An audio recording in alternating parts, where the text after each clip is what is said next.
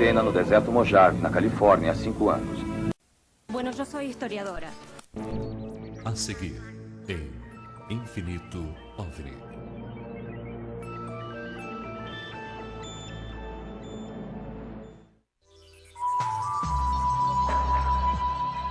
Continuamos com a nossa programação.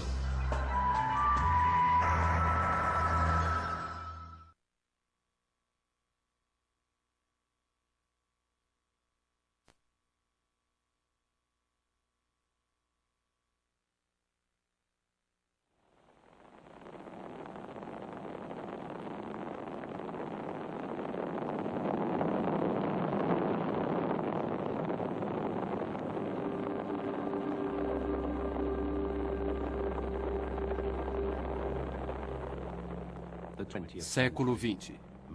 O homem deixa o seu planeta pela primeira vez. Na metade do século XIX, o autor francês Jules Verne descreveu uma jornada fictícia à Lua. Incrivelmente, ele calculou a velocidade necessária para superar o campo gravitacional da Terra. Estamos nos preparando para pousar, câmbio. 20 segundos.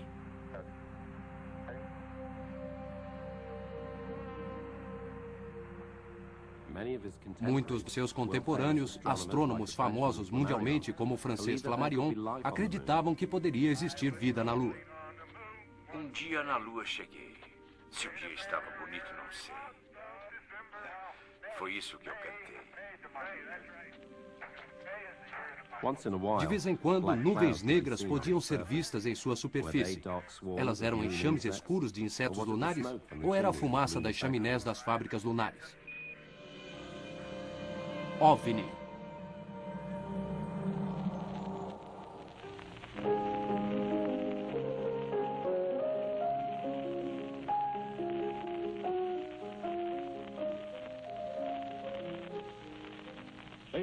Senhoras e senhores, estas são as primeiras matérias da sua rádio de notícias. London, Canadá. Professor Morris, da Universidade Macmillan, relatou ter visto um total... Observando a superfície de Marte, foram notadas zonas escuras e claras. Seriam oceanos e continentes? Aqui no Observatório Americano. Nossos repórteres especiais informam que em Grover Mills, Nova Jersey, foi relatado que às 8h50 da noite... Nos mapas de Marte de Govan Schiaparelli, longos canais dividiam o planeta. O astrônomo Percival Lowell o chamou de sistemas de irrigação construídos intencionalmente. Nós enviamos uma unidade especial até a cena dos acontecimentos e esperamos que possamos dar-lhes o melhor esclarecimento da situação assim que... Será que esses canais foram construídos por uma civilização avançada?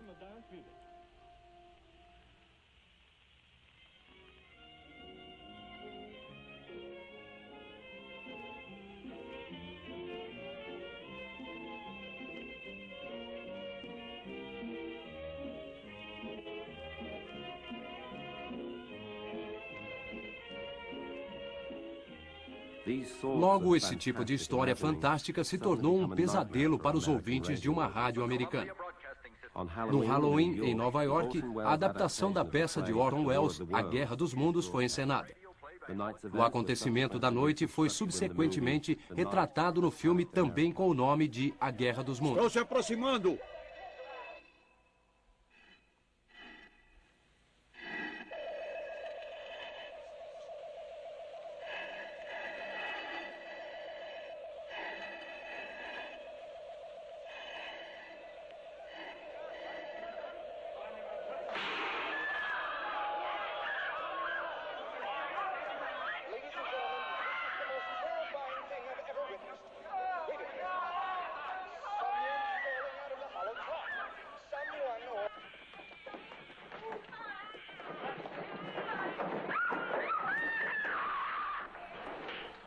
Seres invencíveis de Marte haviam pousado em Grover Mill, Nova Jersey, e estavam a caminho de Nova York.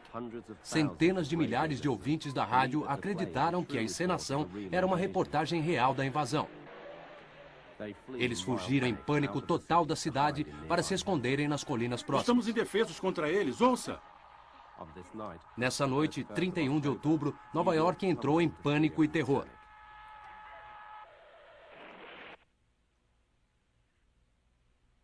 Esse é o fim do mundo.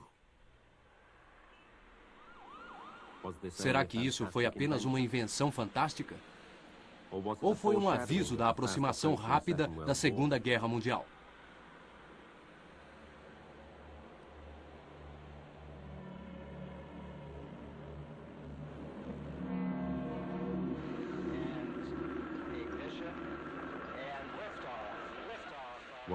Foi a primeira antecipação da viagem ao espaço que viria a se tornar algo corriqueiro décadas depois.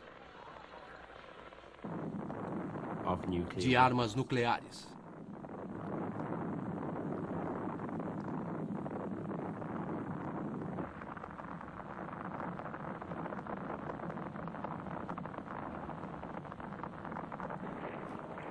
Em um século em que o impossível viria a se tornar algo mundano?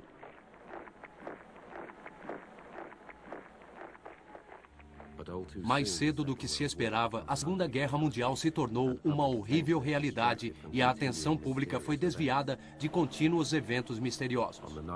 Na noite de 25 de fevereiro de 1942, estranhas luzes vermelhas apareceram nos céus de Los Angeles. Os militares acreditavam que era um ataque japonês. Entre 3h16 e 4h14 da manhã, esses objetos voadores não identificados foram atacados pela Força Aérea dos Estados Unidos. Nenhuma bomba foi disparada, mas 3 civis foram mortos por disparos da Força Aérea Americana e algumas casas foram seriamente danificadas. 3 pessoas morreram de ataques do coração. De acordo com milhares de testemunhas, um dos objetos voadores permaneceu completamente parado durante todo o disparo. Era inconcebível que ele tivesse resistido a tantos disparos diretos que deve ter recebido. Depois do ataque, ele voou lentamente e desapareceu. Publicamente, as autoridades militares classificaram todo o incidente como um alarme falso criado pela alta ansiedade existente por causa do novo estado de guerra da América.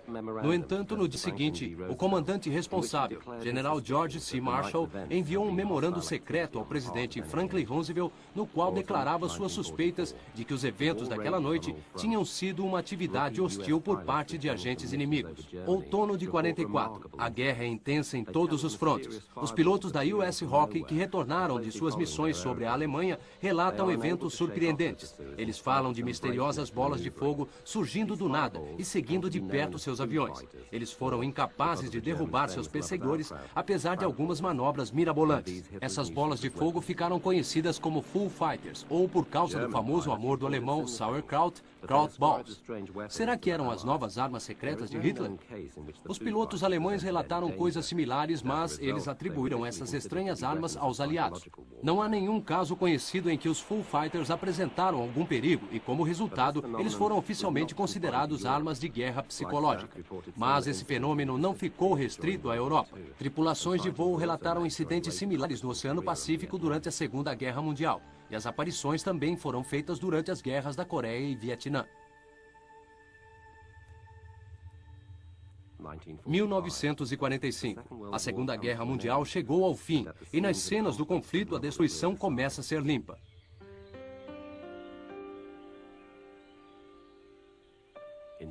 Na Suécia, um país que permaneceu intocável pela guerra, os primeiros relatos de objetos voadores não identificados surgiram em 1946. Eles foram chamados de foguetes fantasmas. Às vezes eles voavam pelo céu silenciosamente, às vezes eles se moviam bem devagar. O embaixador americano chocado relatou a Washington. Recentemente, o número de relatos sobre tais objetos tem aumentado consideravelmente. Um dos funcionários da embaixada viu um na tarde de terça-feira. Os suecos dizem não ter nenhum conhecimento sobre a origem desses objetos voadores. Na verdade, os suecos assumiram que os objetos eram foguetes alemães V-2 que tinham sido capturados por Stalin. Eles pediram ajuda urgente dos Estados Unidos e da Grã-Bretanha. Agora, mais de 2.000 aparições já foram relatadas na Noruega, Suécia e Finlândia. E chegaram mais de Portugal, Marrocos, Itália, Grécia e Índia. Esses territórios abrangiam uma área que excedia uma extensão máxima dos foguetes russos da época e, como resultado, o mistério das aparições permaneceu insolúvel. O Monte Rainier encontra-se a 3.600 metros acima do nível do mar em Washington e é o estado mais ao norte do oeste da União. É 24 de julho de 1947, um dia glorioso e com excelente visibilidade. Para muitos jornalistas e pesquisadores, esse é o alvorecer de uma nova era no estudo dos OVNIs. Kenneth Arnold é um empresário e piloto experiente que já acumulou mais de 4.000 horas de tempo de voo. Como piloto voluntário em um serviço de resgate e pesquisa em Idaho, ele está em uma missão em seu próprio avião. Ele se aproxima da montanha e verifica a neve em busca de um avião perdido.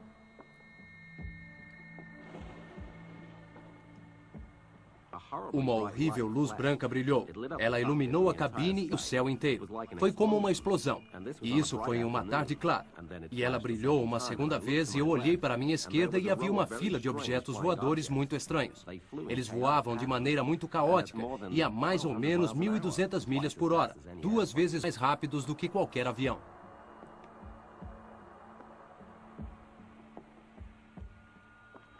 Arnold achou que armas russas secretas tinham entrado no espaço aéreo americano. Ele relatou suas observações ao controle aéreo em Yakima, onde ele parou para reabastecer.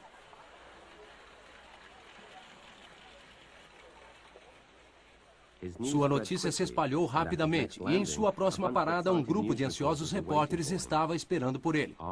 Arnold descreveu os estranhos movimentos de voo dos objetos como um disco escumando sobre a água. E a frase foi criada: discos voadores. A observação de Kenneth Arnold foi em todos os sentidos única. De acordo com um estudo de Ted Blotter, 853 OVNIs foram vistos por mais de 3.200 pessoas em junho e julho de 1947. E isso foi só nos Estados Unidos. Os militares ficaram preocupados. As armas secretas dos russos realmente ameaçavam a América? Em uma única voz, relatos de testemunhas do Canadá pareciam confirmar um caminho de voo sobre o Polo Norte. O então comandante do Comando Material Aéreo da Força Aérea Americana, General Nathan Twining, forneceu em 23 de setembro as seguintes conclusões iniciais: que os fenômenos relatados eram reais, que os discos voadores eram produtos de uma tecnologia altamente desenvolvida e que eles deveriam ser investigados secretamente e com alta prioridade.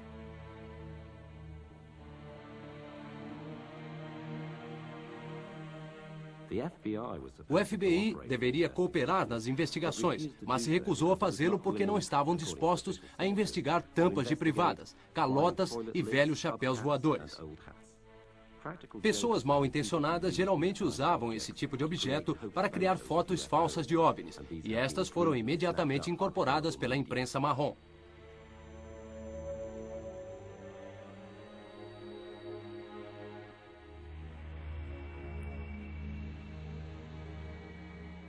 Apesar de tudo isso, em 22 de janeiro de 1948, o Projeto Sinal começou o seu trabalho.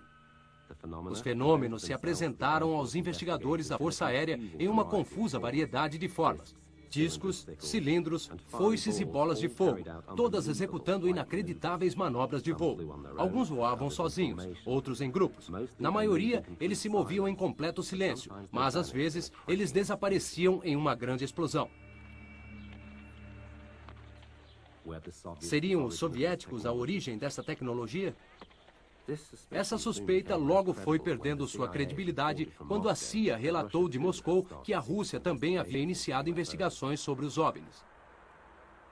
Como resultado, a Força Aérea Americana passou a contratar um astrônomo como conselheiro científico. Cada um desses países formou a sua própria equipe.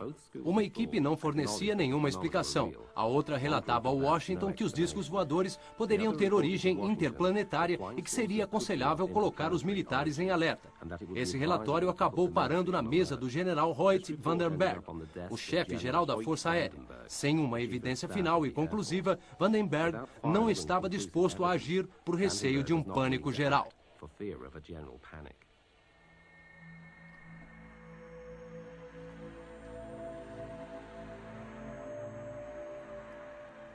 No meio tempo, novos relatos surgiram. 2 pilotos de DC-3 da Eastern Airlines, Clarence Chiles e John Whitehead, viram no verão de 1948 este objeto.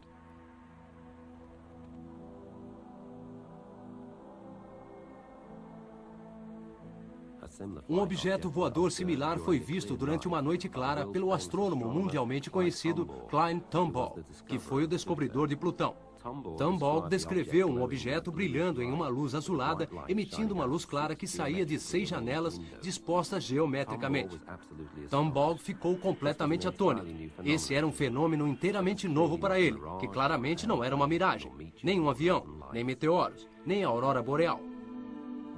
Testemunhas que são treinadas para observar como pilotos ou astrônomos tornaram-se testemunhas de extrema credibilidade. Eles não tinham nada a ganhar ao relatar aparições extraordinárias. Na verdade, eles colocavam em risco suas reputações. Outras testemunhas acima de qualquer suspeita incluíam cientistas que estavam trabalhando continuamente no desenvolvimento das bombas atômicas. Eles ficaram maravilhados com as bolas de fogo verdes que apareceram no final de 1948 sobre sua base de pesquisa super secreta no Novo México. O astrônomo Dr. Lincoln La Paz, da Universidade do Novo México, foi consultado no intuito de esclarecer se estes poderiam ser tipos raros de meteoros.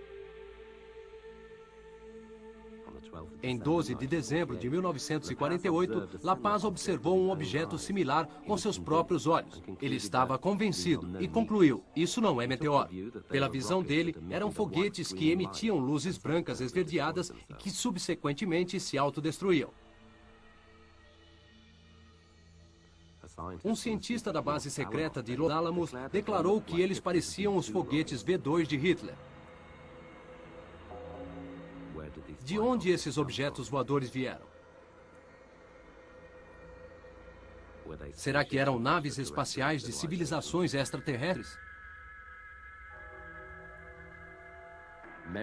As lembranças da peça de Orson Welles no rádio estavam frescas nas mentes dos jornalistas e cientistas quando eles discutiram duas perguntas da imprensa. Primeiro, as explosões das bombas atômicas foram tão intensas que puderam ser vistas de Marte?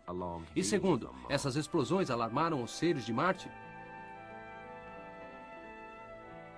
Outros cientistas acharam que visitantes do espaço eram extremamente improváveis, por causa dos problemas interplanetários, que pareciam não ter solução, quanto mais uma viagem espacial interestelar.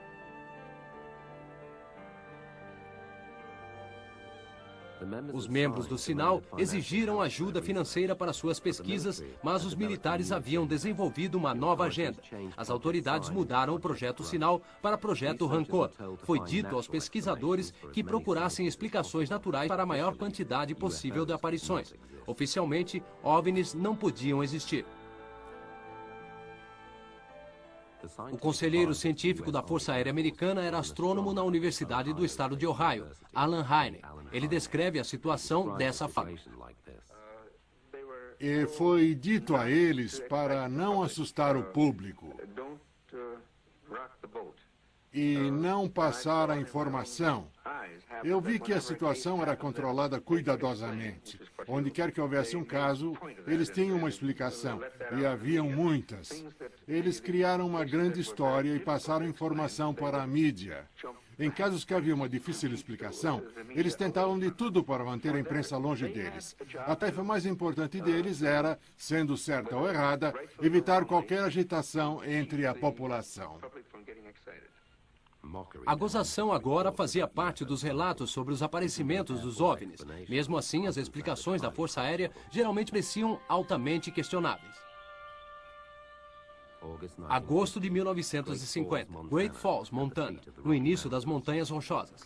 O gerente do clube, Nick Mariana, e sua secretária inspecionam o campo de futebol para um futuro campeonato esportivo. De repente, ele vê dois estranhos objetos voadores passando e agarra sua câmera de 16 milímetros. Ele mostra o filme para alguns grupos de pessoas interessadas e, por fim, alguns sugerem que o filme seja investigado pela Força Aérea. A declaração oficial liberada para a mídia dizia que os objetos eram aviões de caça refletindo o sol. De acordo com declarações feitas por Mariana, após a investigação, os primeiros 35 quadros do filme, nos quais os objetos misteriosos podiam ser vistos claramente, estavam faltando. Esse filme, investigado repetidamente nos anos seguintes, inclusive na Universidade do Colorado, que entre 1966 e 1968 fez profundas investigações sobre OVNIs. Com a ajuda de computadores poderosos, a universidade concluiu que o filme mostrava dois objetos em forma de disco com uma superfície metálica altamente refletora, a cerca de 600 metros da câmera. O oficial no deck do US Marine, Delbert Newhouse, gravou esse filme em 2 de julho de 1952.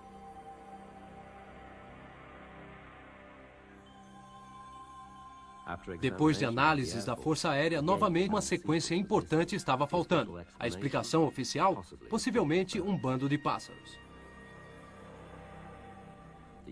Laboratório de Revelação de Fotos da Marinha Americana contradiz isso. Pássaros ou aviões seriam reconhecidos como tais na análise. Os objetos no filme têm luz própria e estão, obviamente, sob controle inteligente. Origem desconhecida.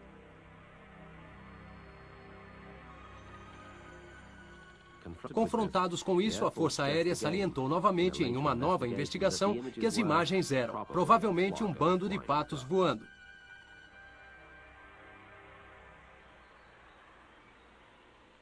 Enquanto isso, a Força Aérea criou em março de 1952 um novo programa de investigações de OVNIs.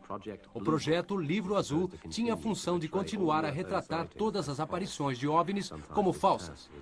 Às vezes, essa tarefa era quase impossível. Sábado, 19 de julho de 1952. O calor do verão cai duramente sobre a capital da nação, Washington. Tarde da noite, por volta de 23h40, o controle de tráfego aéreo do Aeroporto Nacional de Washington relata que 7 objetos voadores não identificados tinham entrado no espaço aéreo restrito que formava a zona de segurança entre o Capitólio e a Casa Branca. Vários motoristas os descreveram como estranhas luzes que se moviam para cima e para baixo e às vezes alcançavam velocidades fantásticas. Aviões de caça foram chamados. Horas se passaram, até que por volta das 3 da manhã, os esperados aviões de caça chegaram. Nesse mesmo momento, os misteriosos objetos voadores sumiram no céu. Quando os jatos tiveram que retornar à base para reabastecer, o pânico começa novamente. Apenas quando a manhã começa a surgir, a tranquilidade retorna.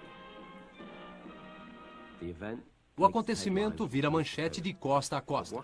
Mas Washington tem pouco tempo para acalmar toda a nação. No sábado seguinte, a mesma estranha aparição se repete. Desta vez, os desconhecidos objetos voadores aparecem por volta das 21 horas. E logo depois, um esquadrão de aviões de caça já sobrevoa a capital. Um dos pilotos, William Patterson, se encontra com os estranhos objetos. Quando ele começa a se aproximar dos invasores, as terríveis luzes azuis e brancas começam a formar um círculo em volta dele. Indefeso e assustado, ele pergunta ao controle de terra o que fazer. Mas o observador de radar, tão sem poder quanto o próprio piloto, se mantém em silêncio. O tenente Patterson experimenta alguns minutos de terror até que, finalmente, os OVNIs o deixam em paz. O drama sobre Washington dura até o alvorecer, quando novamente o céu fica limpo. Sob uma intensa pressão da mídia, o responsável do Serviço Secreto da Força Aérea, General Sanford, na terça-feira seguinte declarou: "Podemos assegurar a vocês que os recentes eventos no céu não têm nenhuma relação com qualquer desenvolvimento secreto de qualquer agência dos Estados Unidos." Um pouco mais tarde, a Força Aérea declara que todo o incidente foi apenas uma miragem. Estamos apresentando Infinito OVNI.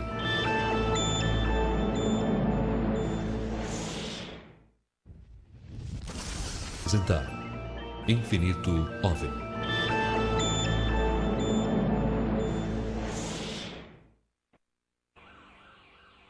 Em Michigan, Estados Unidos, em 21 de março de 1966, a cidade de Hillsdale experimentou o clímax de uma sensação de OVNI de 3 semanas. 6 carros de polícia perseguiram objetos voadores não identificados. Entre as várias pessoas que avistaram o espetáculo bem de perto está o líder da Defesa Civil do local, que também é o reitor da faculdade de Hillsdale. Depois que a polícia foi avisada, 36 aviões de caça foram imediatamente acionados. Os carros perseguiram os objetos voadores por 40 quilômetros a uma velocidade superior a 160 quilômetros por hora. Finalmente, o investigador da Força Aérea, Allen Hynek, chega à cena do acontecimento, mas o show já havia terminado. No entanto, sob a pressão da mídia, Hynek dá uma entrevista coletiva durante a qual ele declara que as luzes misteriosas eram provavelmente gás do pântano. A população e a imprensa se sentiram enganados com esta explicação e surgiram piadas pelo país sobre o estado do gás do pântano de Michigan. A explicação de Allen Hynek teve consequências. No Congresso americano, o líder da oposição e mais tarde presidente, Gerald Ford, exigiu uma conferência oficial sobre o assunto OVNI. Ford disse: "Eu não concordo nem um pouco que esses relatos possam ser tão facilmente explicados. Os cidadãos da América têm o direito a uma explicação mais completa do que a dada atualmente pela Força Aérea."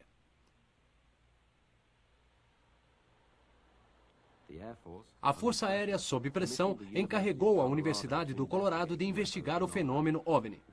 Lá, o professor de física Edward Condon liderou o projeto. Quando começou seu trabalho em outubro de 1966, ele explicou ao The New York Times que o objetivo de seu estudo era mostrar que os OVNIs eram alucinações. Dentre mais de 10 mil relatos de aparições, o grupo de Condon investigou apenas alguns. Por volta de um terço desses, eles não conseguiram encontrar nenhuma explicação satisfatória. Apesar disso, Condon recomendou no começo de 1969 que as investigações não fossem mais realizadas sob o argumento de que elas eram cientificamente inúteis. Apesar de todas as contradições do relatório de Condon, os militares usaram-no como desculpa para pôr um fim no projeto Livro Azul em dezembro de 1969.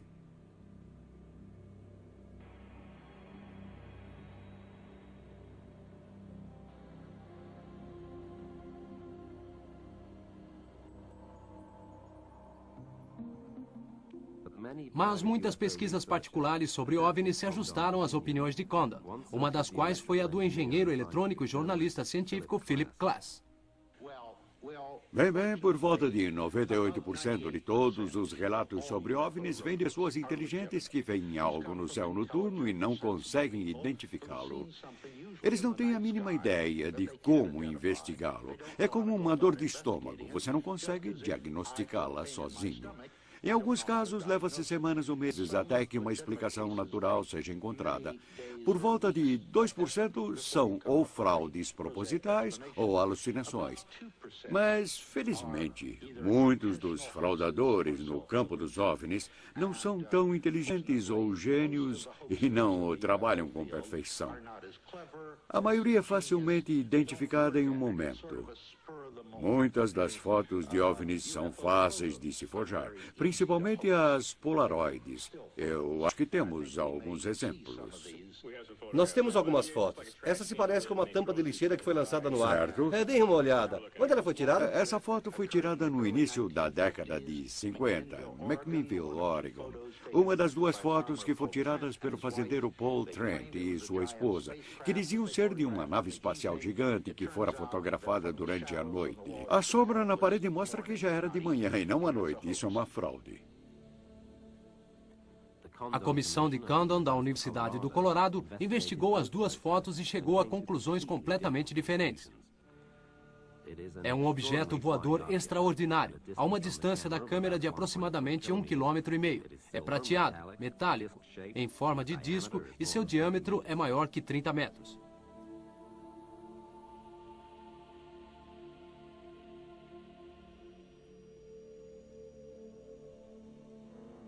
Uma nova análise computadorizada da foto mostrou que a sombra na parede não pode ter vindo do sol da manhã, como Philip Klass disse, mas sim de uma nuvem brilhante que é iluminada pelo sol noturno. O astrônomo Allen Hynek foi por mais de 20 anos o cientista conselheiro da Força Aérea. Em inúmeros casos, ele deu explicações naturais para as aparições dos OVNIs, inclusive o caso do gás do pântano, que ele mais tarde descreveu como o ponto mais baixo de suas pesquisas sobre OVNIs.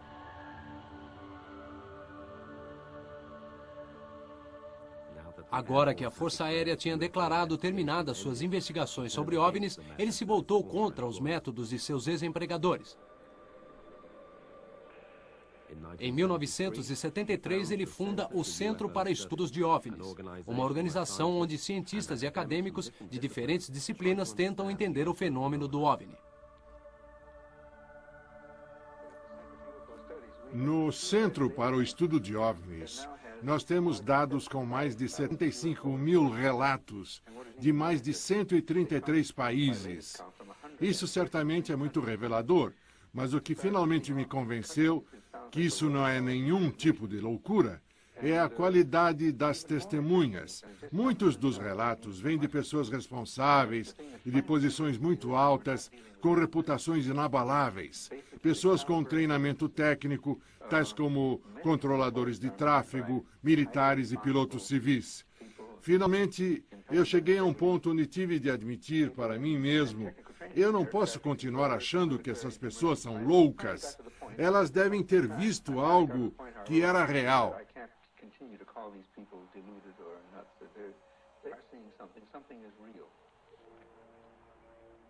As experiências de Hynek, que gastaram muitos anos de estudos sobre OVNIs, foram usadas por Steven Spielberg em seu filme Contatos Imediatos de Terceiro Grau.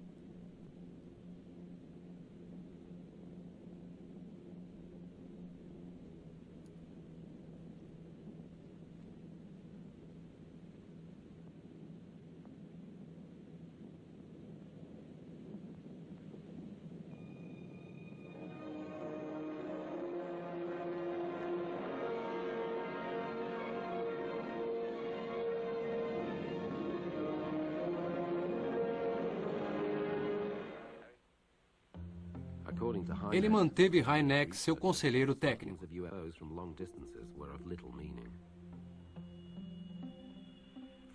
De acordo com Hynek, o proeminente pesquisador, as aparições de OVNIs a uma longa distância eram de pouca importância. Desses relatos, quase nenhum conhecimento que valesse a pena sobre estranhos objetos voadores ou de seus pilotos poderia ser retirado.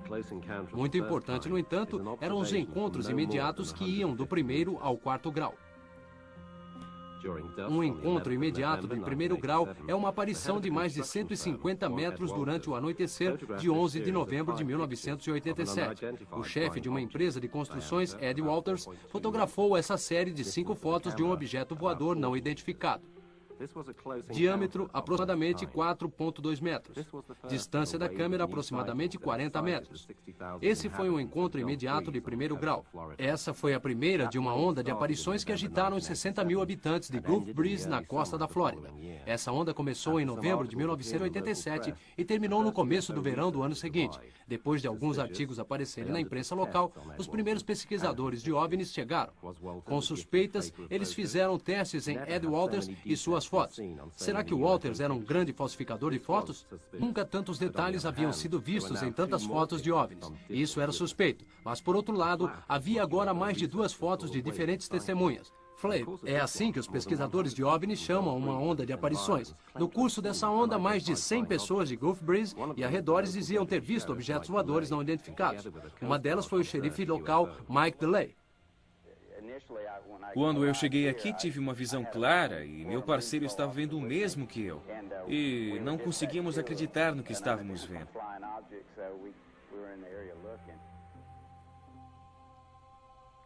Ed Walters tirou uma foto atrás da outra. No final da onda de OVNIs, havia aproximadamente 40 fotos. Entre essas fotos, haviam muitas que não tinham como ser manipuladas ou forjadas com modelos. Entre os jornalistas do jornal local, a credibilidade de Ed Walters estava além das dúvidas. No entanto, os céticos pesquisadores de OVNIs queriam evidências mais fortes. Eles deram a ele uma câmera especial selada com um aparelho de segurança projetado para evitar fraudes. Ed Walters tirou uma foto desse objeto voador com essa câmera. Ele estava a menos de 20 metros de distância da câmera e tinha apenas 1 metro de comprimento. Os pesquisadores de OVNIs chamaram esses objetos de sentinelas. Ed Walters explica sua incomum habilidade dificuldade em garantir fotografias de OVNIs com uma condição física. Geralmente ele sente-os unido na cabeça pouco antes do OVNI aparecer. Dessa forma, ele conseguiu tirar muitas fotos, algumas com um sistema de câmera estéreo construído especialmente que determina a distância e o tamanho do OVNI. Desde 1972, o Dr. Bruce Maccabee tem trabalhado no Departamento de Pesquisa Óptica do governo americano. Ele também faz parte do programa IDS, Iniciativa de Defesa Estratégica. Por mais de um ano, ele investigou as fotos de Ed Walters com todas as fontes da ciência moderna. Um céptico de longa data, ele foi forçado à conclusão de que não há sinais de falsificação ou manipulação e que as fotografias são verdadeiras. Um ponto esférico de grama queimada, 3,5 metros de diâmetro. Isso é quase tão grande quanto um OVNI que Ed Walters fotografou de uma curta distância. Em uma investigação profunda do solo na Universidade da Flórida, não foi possível revelar nenhuma causa natural. Será que esses lugares são aeroportos desses misteriosos visitantes? Cada vez mais estranhos fenômenos do solo apareceram em torno das aparições dos OVNIs. Na maioria das vezes, estas são, como em Gulf Breeze, áreas circulares de solo queimado ou vegetação esmagada. Frequentemente, a terra se tornou estéril e resistente à água.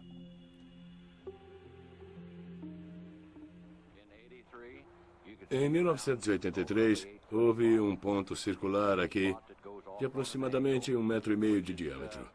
Começando daqui, uma trilha de mais ou menos 30 centímetros e até o jardim, onde ele termina de repente. Esse ponto foi criado durante a noite, de acordo com Harry Tommy, que mostrou essas fotografias.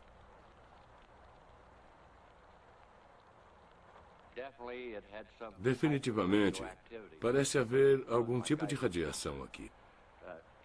E destruiu o meu medidor Geiger. Agora não consigo mais colocá-lo de volta no zero. O que era, nós não sabemos.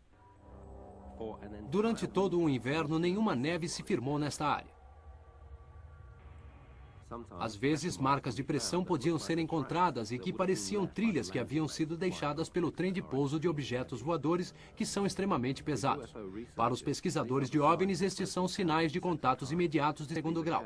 Estes ocorrem quando a aparição de um OVNI é acompanhada de algum fenômeno físico mensurável e que pode ser observado objetivamente, tal como uma interferência na recepção de televisão, falta de eletricidade, interrupção de sistemas elétricos ou veículos imobilizados.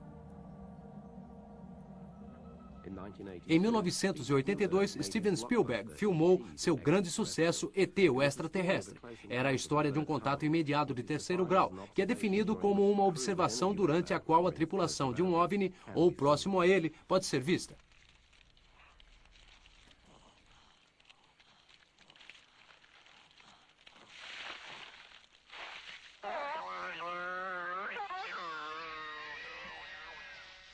Depois do terror do primeiro contato, ET se torna um amigo de um garoto. ET.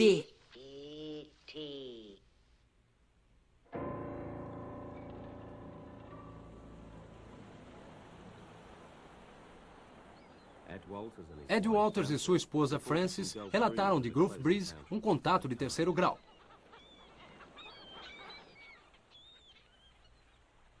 Na noite de 2 de dezembro de 1987, Ed Walters tirou a foto deste OVNI. Por volta de 1 hora depois, os Walters já estão na cama. O cachorro deles começa a latir. Para ver o que acontecia, Ed abre as persianas e fica horrorizado. Olhos grandes, pretos e oblíquos o encaram. Francis também vê o alienígena que achou no início ser o reflexo de Ed na janela. Antes dos Walters se recuperarem do choque, o alienígena dá meia volta e some na escuridão da noite.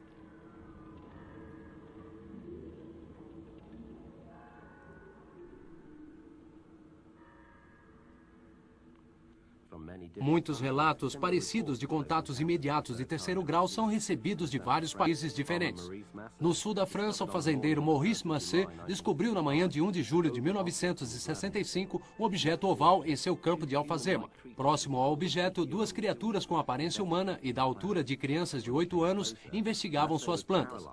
Quando ele se aproximou, Massé foi paralisado com uma vareta no formato de um lápis. Depois disso, os dois alienígenas entraram em sua nave e foram embora sem fazer ruído algum. No lugar do pouso não nasceu mais nenhuma planta até o solo ser arado. Por mais inacreditável que possa parecer, esse relato, geralmente um contato de 3º grau, parece preceder um contato imediato de 4º grau. Foi assim para Ed Walters em Gulf Breeze. Em 1 de maio de 1988, aqui nessa praia, ele tirou a foto deste OVNI com sua câmera estéreo. De repente, o objeto voador apareceu sobre ele. Cerca de 1 hora depois, Ed acordou a alguns metros de sua câmera. Ele não tem nenhuma lembrança do período em que passou desmaiado.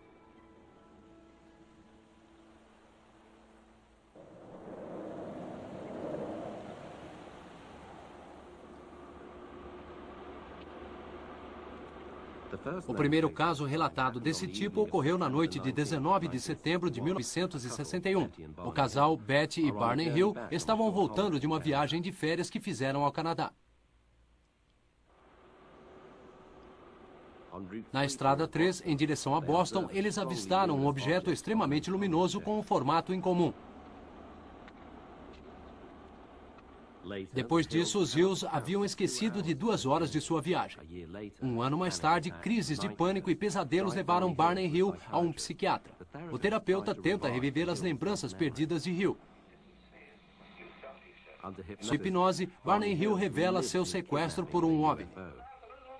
Ah, meu Deus, dê-me forças! Ah, meu Deus, eles estão comigo na nave! Eles estão fazendo testes comigo! Eu tenho que fugir daqui! Na série Os Invasores, a televisão CBS incluiu uma cena com um contato imediato de 4º grau, onde o que parecia à primeira vista ser uma série de ficção científica é na realidade uma descrição de bizarras experiências de pessoas sequestradas por alienígenas. Na maioria dos casos surge um padrão. Geralmente, as vítimas são abduzidas enquanto ainda crianças. Com grande frequência, vários membros de uma mesma família são envolvidos. As descrições são geralmente de exames médicos e procedimentos cirúrgicos que deixam cicatrizes visíveis.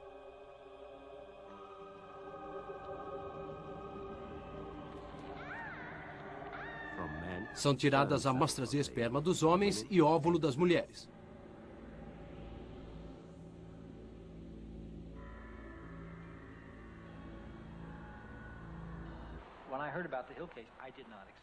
Estimulado por sua própria visão de um OVNI, Bud Hopkins, renomado pintor e escultor de Nova York, tem investigado muitos desses sequestros desde 1974. Seu livro, Invasores, forneceu material para o filme de 1992 do mesmo nome.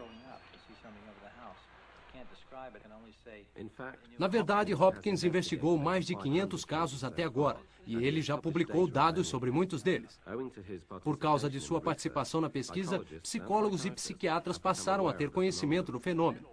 Será que o medo da realidade se apossou da imaginação dos criadores de filme de ficção científica? Mais recentemente, eminentes cientistas começaram a trabalhar seriamente com esses sequestros. Por exemplo, o professor de psicologia em Harvard, Dr. John Mack.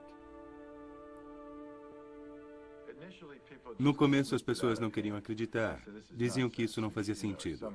É alguém brincando com você, ou deve ser algo assim. As pessoas aparecem com o que elas já sabem. Deve ser alguma forma de abuso sexual ou um trauma de infância que foi reavivado dessa outra forma. E eu prestei bastante atenção nisso e revisei os casos cuidadosamente, e não era bem assim. Algumas pessoas podem ter sofrido algum trauma ou abuso sexual, mas não tem nada a ver com isso. É um fenômeno alienígena e vai além da nossa compreensão. É um fato novo para nós e, portanto, a única forma para se responder a isso é com algum grau de nervosismo e com sentimento de que isso, ao menos nesse momento, é incompreensível para nós. Enquanto isso, o fenômeno OVNI parece varrer todo mundo bem depressa. Os últimos acontecimentos, como o da costa leste da Alemanha sobre Greifswald, em 24 de agosto de 1990, não deixa nenhuma dúvida sobre a veracidade desses misteriosos aparecimentos. Mas investigações científicas estão apenas começando. Uma coisa parece estar clara: os resultados vão mudar nossas percepções do mundo. Há apenas mais uma história para contar que faz ligação com o início da nova era de observações de OVNIs desde 1947 até os dias de hoje.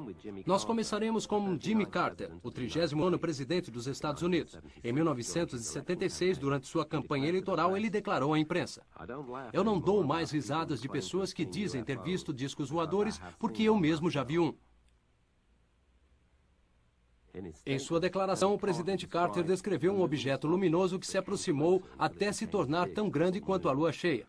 Carter é um físico nuclear e não há dúvidas sobre a sua observação.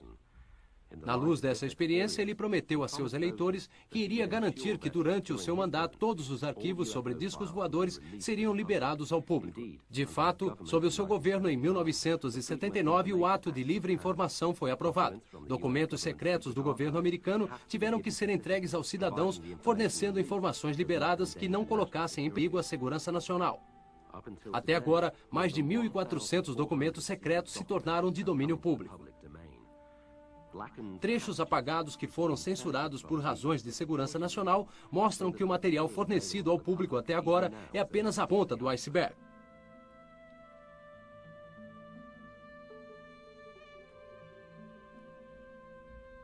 Um documento de 10 de julho de 1947 está relacionado à recusa do FBI em fazer parte do Projeto Sinal, porque eles não estavam dispostos a investigar tampas de privadas e velhos chapéus voadores, como eles descreviam as aparições dos discos voadores. Em uma nota escrita à mão, o chefe do FBI, Edgar Hoover, adicionou a um memorando interno que ele seria a favor em fazer parte em algumas investigações, na esperança de que o FBI receberia acesso aos discos recuperados. Ele escreveu: "Por exemplo, no caso acima, o Exército fez tudo sozinho e nem nos permitiu fazer uma rápida investigação.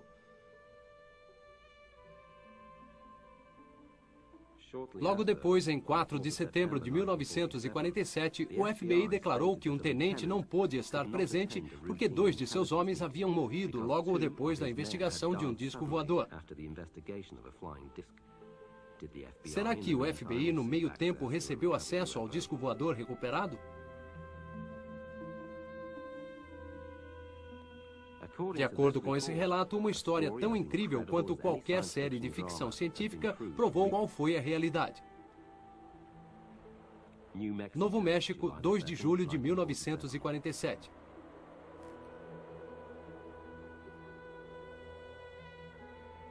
Uma semana após a famosa visão de Kenneth Arnold de um disco voador em uma remota área a 46 quilômetros a noroeste de Roswell, um estranho objeto cai. O fazendeiro William Brazel descobre os destroços na manhã seguinte. Brazel está indeciso sobre o que fazer. Ele não tem telefone e leva muitos dias antes que a história de seu achado chegue à base da Força Aérea em Roswell.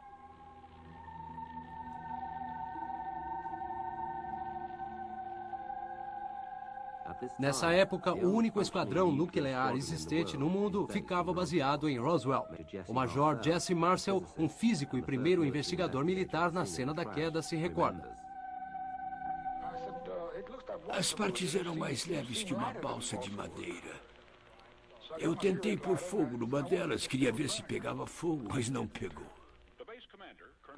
Após a recuperação, o coronel William Blanchard, o comandante da base, chamou seu oficial de imprensa, Walter Holt. Holt recorda: "No telefone, o comandante William Blanchard, o comandante da base, me disse que tínhamos algo que, em sua opinião, era um disco voador."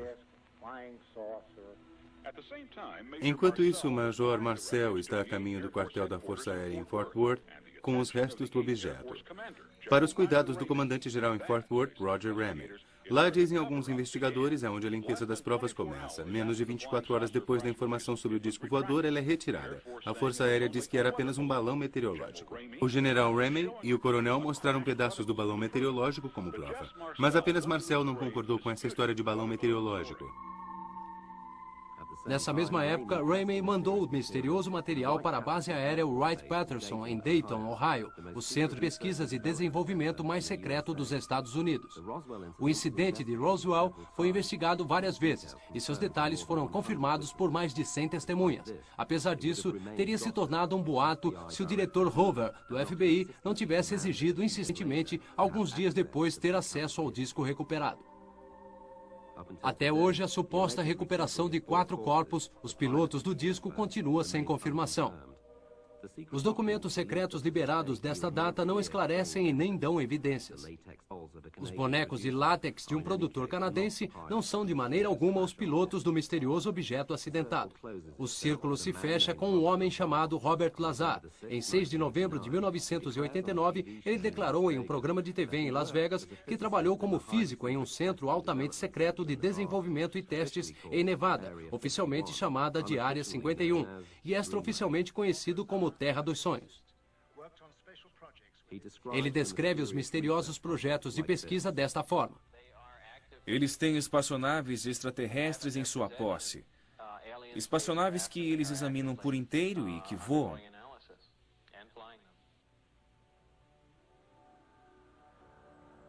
Esses objetos criam seu próprio campo gravitacional. Assim como a Terra atrai a matéria, eles geram o mesmo campo. Mas a deles está fora de fase, então os campos neutralizam uns aos outros. A coisa toda funciona como mágica. Está bem além das nossas possibilidades físicas tradicionais.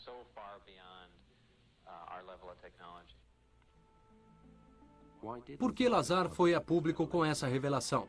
De acordo com sua declaração, a qualificação para trabalhar na Área 51 é, primeiro de tudo, o de liberação superconfidencial, principalmente para os que envolvem os projetos pioneiros. Eles precisam dos melhores cérebros científicos do mundo. O fabricante do mundialmente conhecido Learjet, John Lear, recebeu secretamente as datas do teste de voo de Bob Lazar, que queria chamar a atenção aos acontecimentos na Área 51. Lear fez alguns acertos para filmar um dos voos. Mas Lazar foi descoberto. Amedrontado e ameaçado de morte pelo FBI, ele decide ir a público com seus conhecimentos. A história de Bob Lazar fez com que muitos distintos cientistas parassem para pensar porque seus conceitos teóricos e avançados de motores de voos futurísticos estão de perfeito acordo com a descrição de Lazar do sistema de propulsão que já existe nos discos voadores da Área 51.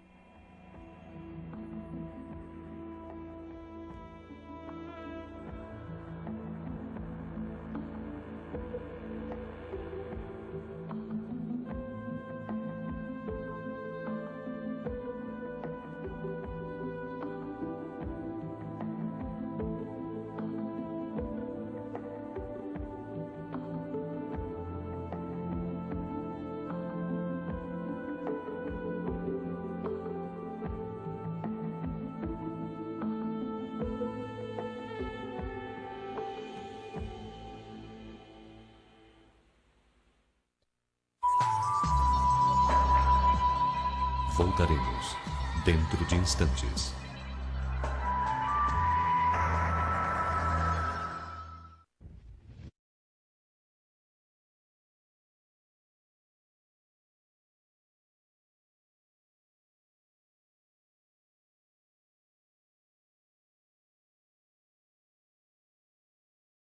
Cena no deserto Mojave, na Califórnia, há 5 anos. Bueno, yo soy historiadora. A seguir, em Infinito OVNI.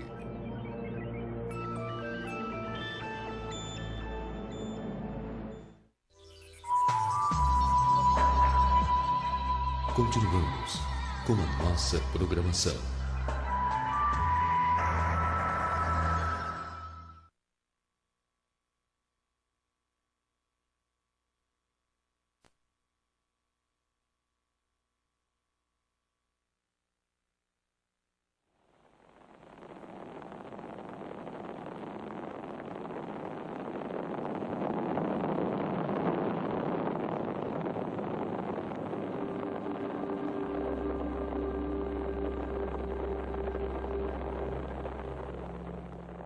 Século XX. O homem deixa o seu planeta pela primeira vez. Na metade do século XIX, o autor francês Jules Verne descreveu uma jornada fictícia à Lua. Incrivelmente, ele calculou a velocidade necessária para superar o campo gravitacional da Terra. Estamos nos preparando para pousar, câmbio. 20 segundos.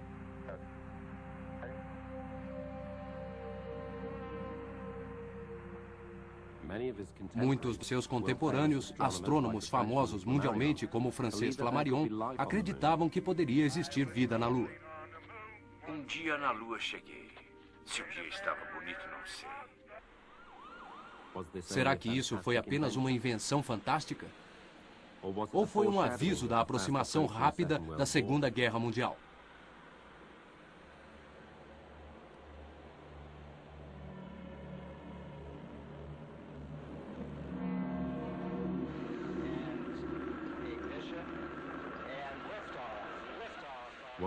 Foi a primeira antecipação da viagem ao espaço que viria a se tornar algo corriqueiro décadas depois. De armas nucleares.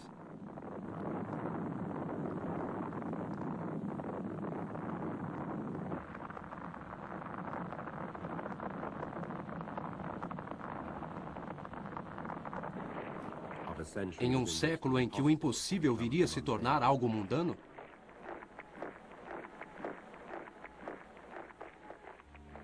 Mais cedo do que se esperava, a Segunda Guerra Mundial se tornou uma horrível realidade e a atenção pública foi desviada de contínuos eventos misteriosos. Na noite de 25 de fevereiro de 1942, estranhas luzes vermelhas apareceram nos céus de Los Angeles. Os militares acreditavam que era um ataque japonês. Entre 3h16 e 4h14 da manhã, esses objetos voadores não identificados foram atacados pela Força Aérea dos Estados Unidos. Nenhuma bomba foi disparada, mas 3 civis foram mortos por disparos da Força Aérea Americana e algumas casas foram seriamente danificadas. 3 pessoas morreram de ataques do coração. De acordo com milhares de testemunhas, foi isso que eu cantei. de vez em quando, nuvens negras podiam ser vistas em sua superfície. Elas eram enxames escuros de insetos lunares ou era a fumaça das chaminés das fábricas lunares? OVNI.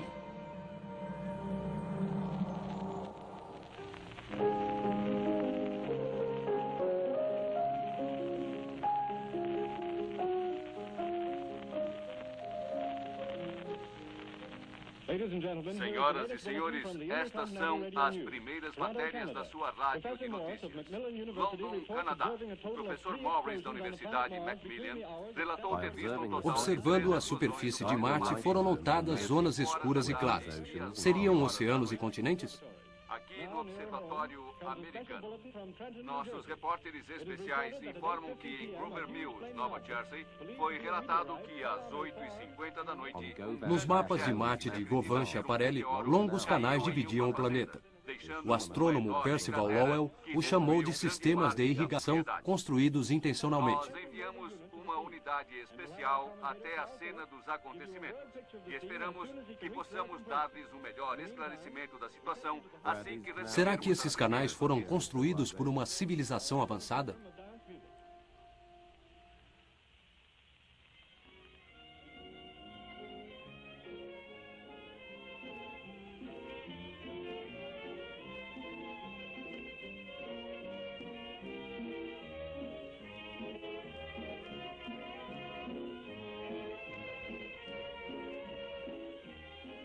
Logo, esse tipo de história fantástica se tornou um pesadelo para os ouvintes de uma rádio americana.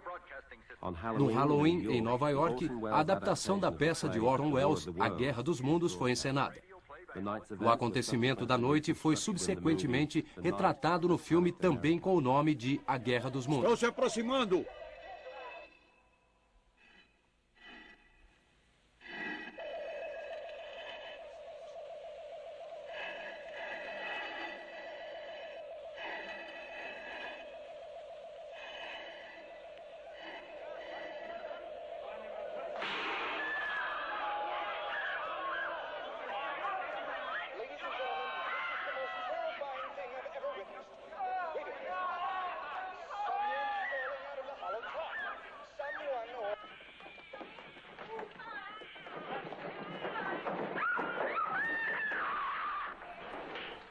Seres invencíveis de Marte haviam pousado em Grover Mill, Nova Jersey, e estavam a caminho de Nova York.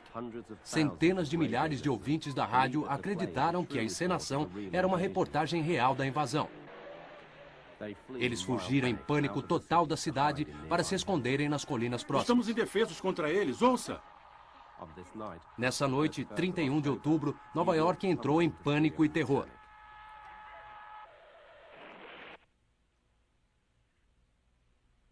Esse é o fim do mundo.